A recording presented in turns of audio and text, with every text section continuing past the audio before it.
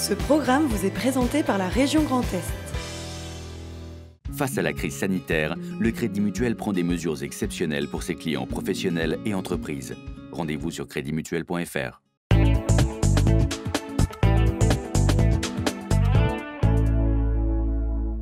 Bonsoir à tous et ravi de vous retrouver sur Alsace 20. Nous sommes ensemble pour une demi-heure et dans notre journal ce soir. Après presque 3 mois d'arrêt, les examens du permis de conduire ont repris depuis hier, comme nous le verrons à Haguenau.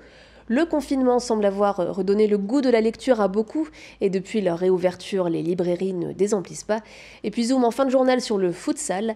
La discipline est en plein essor en Alsace et le club de Kingersheim mise sur un joueur international pour la saison prochaine. Suspendus depuis le 15 mars, les examens du permis de conduire catégorie B ont repris hier, suivant un nouveau protocole. Les auto-écoles s'adaptent, comme nous le montre Fanny Kuntz à Haguenau. C'est une séance de nettoyage qui attend Victoria après avoir pris place dans le véhicule école. Ces gestes, elle s'en accommode à chaque début et fin de leçon de conduite.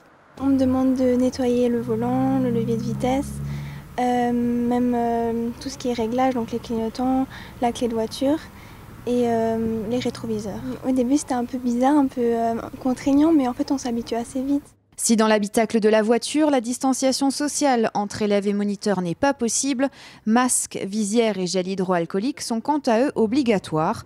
Et pour passer l'épreuve du permis de conduire, ça se complique. Des mesures se rajoutent. Désinfection du poste de conduite fait par l'enseignant avant l'examen du permis de conduire. Les masques, le gel hydroalcoolique, des housses sur les sièges.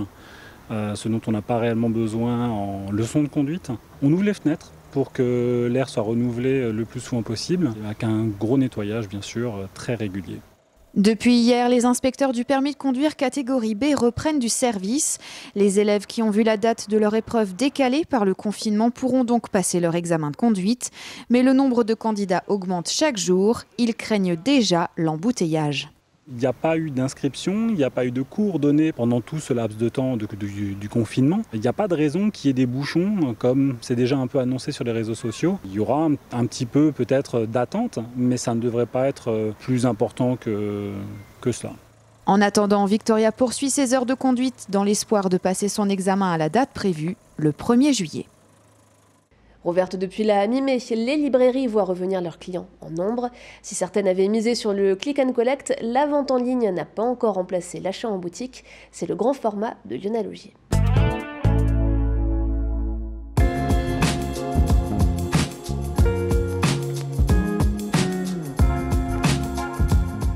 Grand format aujourd'hui dans le monde des livres. On est avec Patrick Baglioni de la librairie Broglie. Merci de nous accueillir. Je viens de faire tomber le masque, vous pouvez le faire aussi. On a la distance de sécurité. Patrick, le masque, en tout cas ici, c'est obligatoire. Hein.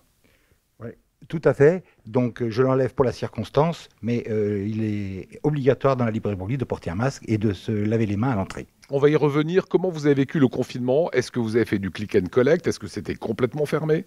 Alors, nous avons fait effectivement dès le début du click and collect en utilisant d'un côté notre site internet et qui nous a permis de faire quand même un certain nombre de ventes. Le site internet fonctionne sur la France entière, donc on a eu aussi beaucoup de commandes à expédier. Nous avons même dû, vers la fin même, arrêter l'expédition, suspendre la vente à distance parce qu'on ne suivait plus. Voilà. Par contre, beaucoup de gens se sont présentés à la librairie entre les mardis et les jeudis de 10 à 12 pour retirer des bouquins, essentiellement des livres pour enfants, pour jeunes, des livres aussi pour travailler à la maison, des choses comme ça. Voilà. Confinement oblige évidemment. Baisse de chiffre d'affaires, j'imagine. On sait que des restaurants, peut-être même 1 sur 4 risquent de fermer. Aujourd'hui, chez les libraires, comment ça se passe? Je dirais que pour les libraires qui ont des faibles marges, la situation est très tendue, très difficile. Alors il y a un certain nombre de mesures qui ont été prises, qui vont permettre de survivre pendant la période, passer le cap. Je dirais donc par exemple comme l'annulation des loyers, puisque notre propriétaire a annulé les loyers pour les 3 mois, n'est-ce pas, les assurances de crédit mutuel. Et par ailleurs, le gouvernement, avec le prêt garanti, nous a permis un soulagement en trésorerie. Mais ces dettes, il faudra les payer à un moment. Les gens reviennent, c'est ce qu'on vient de voir. Beaucoup de clients finalement ce matin. Gestes barrières, oblige, qu'est-ce que vous avez mis en place ici ? Alors disons qu'ici, on limite l'entrée globalement à 25 personnes. pas plus. À l'entrée du magasin, il y a des affiches qui signalent que le masque est obligatoire et qu'on doit se laver les mains systématiquement, ce qui permet de rendre la librairie un endroit clean, propre, sans virus. Patrick Baglioni, la question qui se pose, c'est qu'on touche les livres quand on vient ici. Oui. Comment est-ce qu'on gère ça? Quand on touche les livres, d'un côté, on s'est lavé les mains avec de la solution hydroalcoolique, donc on est supposé ne pas apporter le virus. Ça, c'est déjà le premier point. Et le personnel lui-même a à disposition tout ce qu'il faut pour se laver les mains, etc. Et est masqué aussi. Il y a des livres stars. On sait que Musso, ça marche toujours bien. C'est l'une des plus grandes ventes. Où sont les Musso aujourd'hui? Alors, les Musso sont en rupture aujourd'hui. C'est dingue. Ils sont dans un carton. C'est-à-dire qu'ils sont dans un carton. Alors, ça nous permet de relayer le fait que les éditeurs ont énormément de problèmes, surtout leur logistique, et ils nous livrent, je dirais, ce qu'on appelle avec un lance-pierre. C'est-à-dire qu'ils ont repris en fait en même temps que vous. Voilà. Et donc, ils ont beaucoup de gens qui sont en télétravail, en confinement. On a beaucoup de mal à avoir des gens au téléphone. Et même au niveau de l'effectif qui prépare les cartons, les commandes qui d'habitude peuvent être traitées en 3-4 jours mettent 8-10 jours. Il paraît qu'il y a moins de clients, ça c'est à peu près normal, mais que le panier moyen est plus important. Est-ce que ceux qui viennent ici achètent plus? Alors, il y a des paniers importants. Il y a des gens qui prennent globalement pas mal de choses, qui regroupent, parce qu'il ne faut pas oublier quand même que nous sommes une librairie papeterie scolaire, et que le scolaire, lui, est en baisse énorme, puisque on est passé au manuel numérique, et ce qu'on faisait habituellement en manuel scolaire, on ne le fait plus. Et pour nous, c'est pour les librairies qui faisaient du scolaire, qui avaient une réputation là-dedans, c'est dramatique. Et ce chiffre-là, on ne le récupère pas. 2 questions encore. Amazon, concurrence féroce pour les libraires, c'est réellement le cas? C'est le cas depuis des années. C'est le cas depuis des années, puisqu'ils font en quelque sorte un peu du dumping. Je pense que le gouvernement commence à en être conscient, parce que c'est difficile à contrer.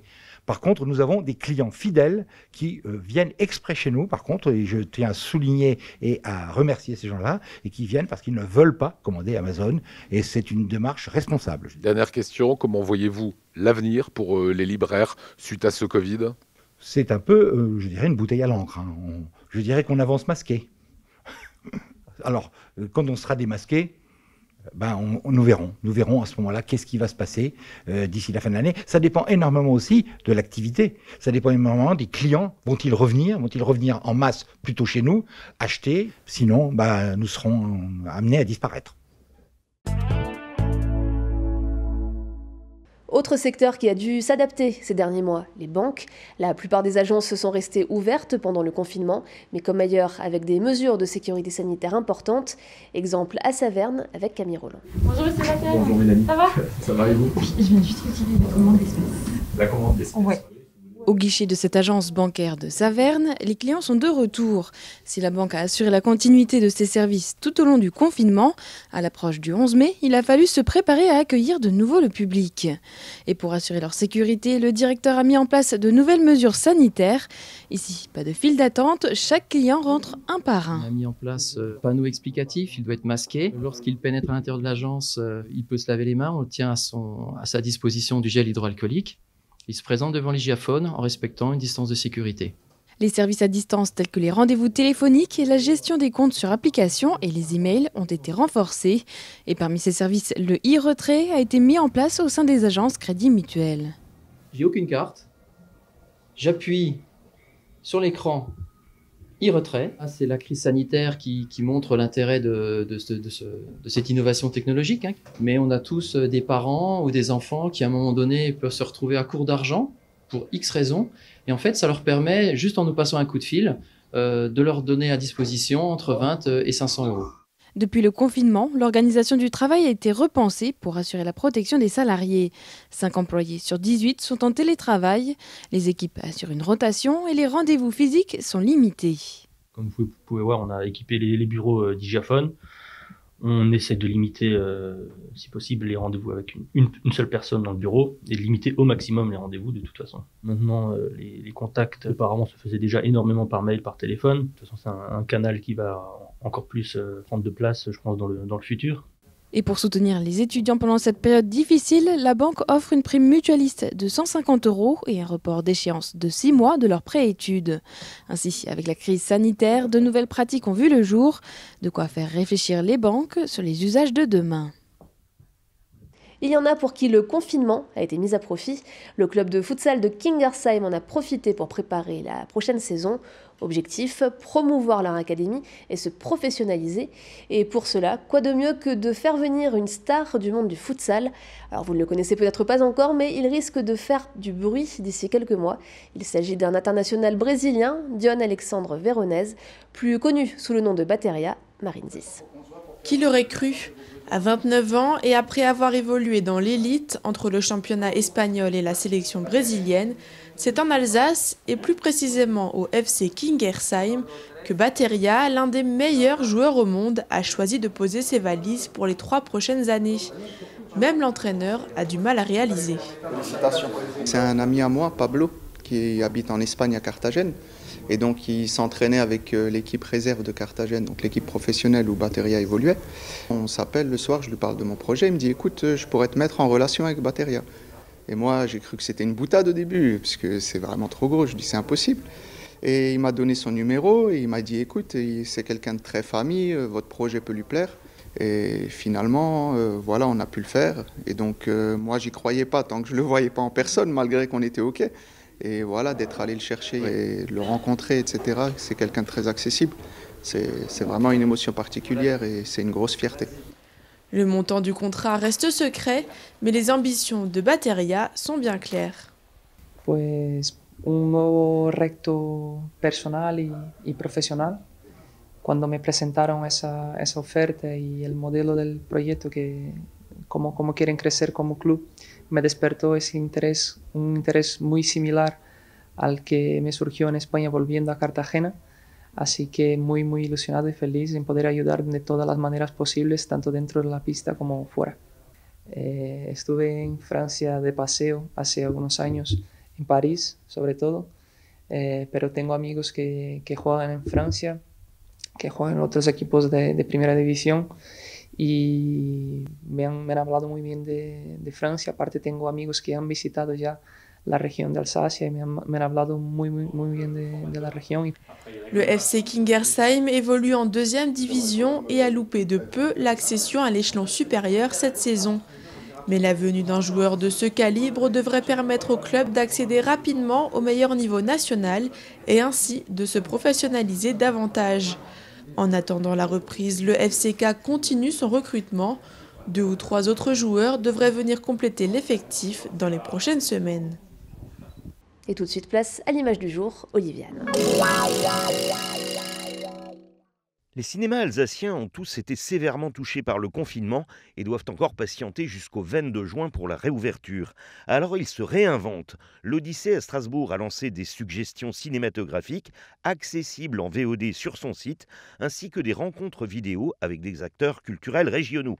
Les cinémas stars ont eux lancé la prévente de billets, mais aussi la vente d'une affiche de soutien sur le site participatif Ulule. De nombreux autres cinémas alsaciens sollicitent votre aide. Vous pouvez les retrouver sur j'aide-mon-cinéma.com. Et c'est ainsi que s'achève notre JT. Merci à vous de l'avoir suivi. Dans quelques instants, retrouvez le magazine Le Tour des Cantons ainsi que la chronique littéraire de Martial Debrief. On se quitte avec la météo et rendez-vous demain 19h sur Alsace 20.